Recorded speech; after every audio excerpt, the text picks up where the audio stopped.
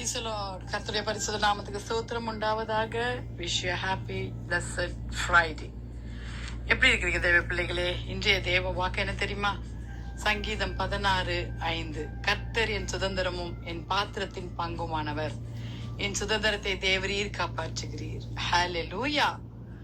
Lord, you are alone are my portion and my cup. You make my lot secure. Hallelujah. அவர் நம்மை காப்பாற்றுகிற தேவனாய் பங்குள்ள தேவனாய் இருக்கிறார். ஹல்லேலூயா, ஸ்தோத்திரம்.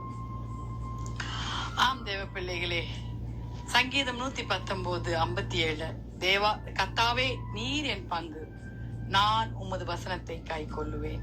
ஆம், கர்த்தர் நம் பங்கா இருக்கும் பொழுது அவருடைய வசனமும் அவருடைய வாழ்க்கை அவருடைய சுபாவம் எல்லாம் நமக்குள்ள பங்காய் காணப்படுகிறது. வாலிப பிள்ளைகளே, ஹல்லேலூயா. சங்கீதம் 16:5. கர்த்தர் என் சுதந்திரமும் என் பாத்திரத்தின் பங்குமானவர். என் சுதந்திரத்தை தேவரீர் காப்பாற்றுகிறேன். நமக்கு கொடுக்கப்பட்ட சுதந்திரம், கர்த்தராகிய இயேசு கிறிஸ்து நமக்கு தந்தது ஒரு பெரிய சுதந்திரம். ஹல்லேலூயா. ரட்சிப்பு என்னும் பாத்திரம் அவர் சுதந்திரமாய் நமக்கு தந்திருக்கிறார். பாவத்திலிருந்து நம்ம மீட்டெடுக்கிறார். ஹல்லேலூயா.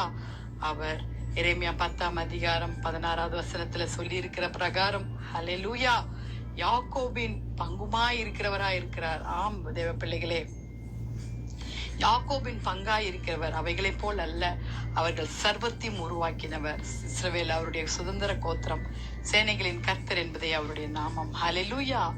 அவர் யாக்கோபின் பங்காய் மாத்திரம் அல்ல, நம்மளுடைய பங்கு.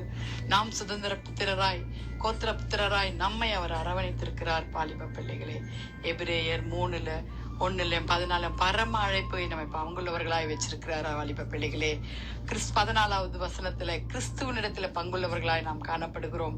ஆம் வாலிப பிள்ளைகளே, நம்ம ஜெபிக்கலாமா? நம்ம ஆண்டவர்கிட்ட நம்ம கேட்போமா? ஆண்டவரே, நாங்க உங்களுக்குள்ள பங்குள்ளவர்களாய் காணப்படணும்ப்பா. எங்களை சுதந்திரவாளிகளாய் உம்முடைய பிள்ளைகளாய் எங்களை மாற்றி வழிநடத்துங்க ஆண்டவரே. கர்த்தாவே, நீரே எங்கள் பங்கு.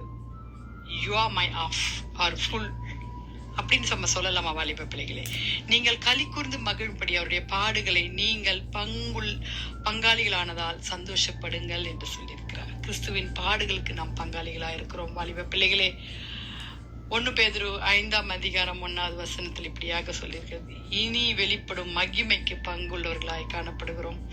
உங்களில் உள்ள மூப்பருக்கு உடன் மூப்பனும் கிறிஸ்துவின் பாடுகளுக்கு சாட்சியும் இனி வெளிப்படும் மகிமைக்கு பங்காளிகளுமாய் இருக்கிற நான் புத்தி சொல்லுகிறது என்னவென்றால், பங்காளினா என்ன? ரிலேட்டிவ்.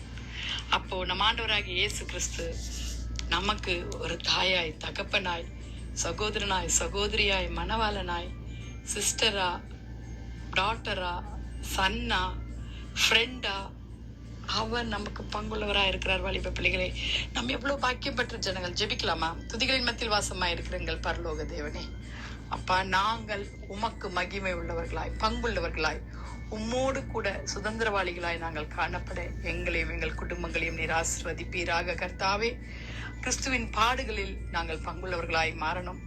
இனிமேலும் வரும் வெளிப்பாடின் மகிமைக்கு நாங்கள் பங்குள்ளவர்களாய் காணப்படணும் ஆண்டவரே. வாலிப பிள்ளைகள் உமக்குள் பங்குள்ளவர்களாய் காணப்பட உதவி செய்யுங்க ஏசப்பா. உம்முடைய சேஸ்திர புத்திர பாகத்தை பெற்ற பிள்ளைகளாய், உம்முடைய புத்திர சுவிகாரத்தை பெற்ற பிள்ளைகளாய் உமக்குள்ள வாழ எங்களுக்கு கிருபை தாங்க. ஆசீர்வதிங்க, அவர்களை ரட்சித்துக் கொள்ளுங்க, வியாதிஸ்தரை சுகமாக்குங்க, தேசத்தை ரட்சித்துக் கொள்ளுங்க ஆண்டவரே. ஊழியக்காரர்களுடைய தேவைகள் யாவற்றையும் ஆண்டவரே கர்த்தாவே நீரே பாதுகாக்க வேண்டுமாய் ஜெபிக்கிறோம். துதிக மகிமை உமக்கே செலுத்துகிறோம். மீட்பர் இயேசுவின் மூலம் ஜெபம் கேளும் பிதாவே. Amen. Amen. Wish you a happy, blessed Friday and God bless you.